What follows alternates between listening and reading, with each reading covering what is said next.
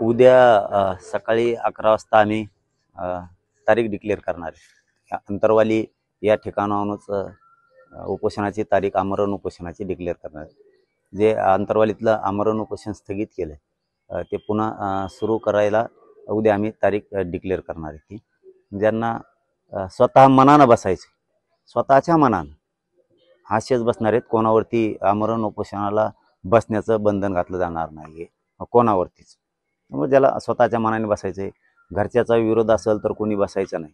इथं येऊन तुम्ही आमरण उपोषण न करता नुसते बसले तरी चालतं, ज्यांना सहन होतंय त्यांनीच करायचे। या स्वरूपाचं सामूहिक उपोषण ते होईल, पण नाही कुणी बसलं तरी मी बसणार आहे। कारण काही काहींना नाही कुणी बसलं याचा अर्थ असा की काही काहींना नाही सहन होत, नाही उपाशी बसू शकत। उद्या तारीख होईल डिक्लेअर। आज जर लोकांना जर बसाच म्हणलं तर मग येण्याची बुकच काय। जगाच्या पाठीवर असं आमरण उपोषण सामूहिक कधीच झालेलं नसेल, होऊ शकतं। परंतु सगळेच काळजी करायला लागते, सगळेच काळजी करायला लागते मला की बसा म्हणलं तर घराघरातून माणसं बसतील। राज्यभरातल्या प्रत्येक म्हणजे पश्चिम महाराष्ट्र असो, मुंबई असो, कोकण असो, विदर्भ असो, खानदेश असो, मराठवाडा असो, घराघरातून मराठी बसतील।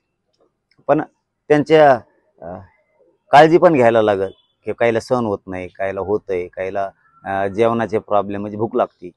त्याच्यामुळं बंधन नको, असं मी आता ठरवलं की बंधन नको। तुम्हाला मनाने बसायचं तर बसा। की या अधिवेशनात सगळे प्रश्न निकाली काढतील। आणि सरकारला पण विनंती माझी आपल्या चॅनलच्या बांधवांच्या वतीनं की सरकारनं आजपासून अधिवेशन सुरू होत आहे, या अधिवेशनात मराठा आरक्षणाचा प्रश्न मार्गी काढावा। सरसकट मराठ्यांना राज्यातल्या कुणबी प्रमाणपत्र देण्याचं, कारण ओबीसीत आम्ही पूर्वीपासून येत म्हणून आम्ही काय कोणाचं मागत नाहीत, काय नाही। 3 गॅजेट आहेत, ते गॅजेट पण लागू करावेत। सगळ्या केसेस पण मागं घ्यायचं सरसकट, त्यांनी त्यावेळेस ते बोललेले आहेत, तेही करावं। शिंदे समिती, माननीय जस्टिस शिंदे साहेबाची समिती, तिलाही काम सुरू करायचं पुन्हा सांगावं तातडीनं। जे कक्ष होते पूर्वीचे ते कक्षही सुरू करावेत। या सगळ्या जे आमच्या 8, 9, 10 मागण्या आहेत, सगळे सोयऱ्याची अंमलबजावणी पण आहे।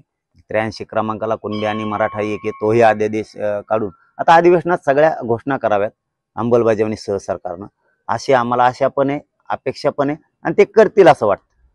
आणि त्यांनी ते करावं ही सरकारला आमच्याकडून विनंती। आता म्हणलेतच ना, ते इथून पाठीमागं सुद्धा खूप वेळेस म्हणलेत की आम्ही मराठा आरक्षणाच्या बाजूने आहेत, कधी विरोध करत नाहीत, काय विषय नाही, आमचा फुल सपोर्ट आहे। आता अधिवेशनात दिसेल ना, करतील ना ते, आणि त्यांनी करायला पाहिजे। आता बोललेत त्याप्रमाणे त्यांनी करायला पाहिजे, आणि ती अपेक्षा आशा मराठा समाजाला आहे की ते करतील।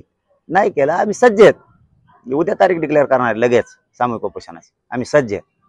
ते मला नाही माहित त्याला कशाला काय केलं आणि काय नाही, तो आमचा प्रश्नच नाही, तो त्यांचा राजकीय प्रश्न आहे वैयक्तिक। त्याच्याबद्दलचं आपल्याला काय माहिती नाही, आणि त्याला का दिलं हे माहीत नाही, आणि त्याशी आम्हाला काही देणं घेणं पण नाही। मराठा आरक्षणाचा मारे करायचं आम्हाला काय देणं घेणं नाही। गोरगरिबांना, ओबीसींना सुद्धा त्यांनी काय कधी काही खाऊ दिलेलं नाही।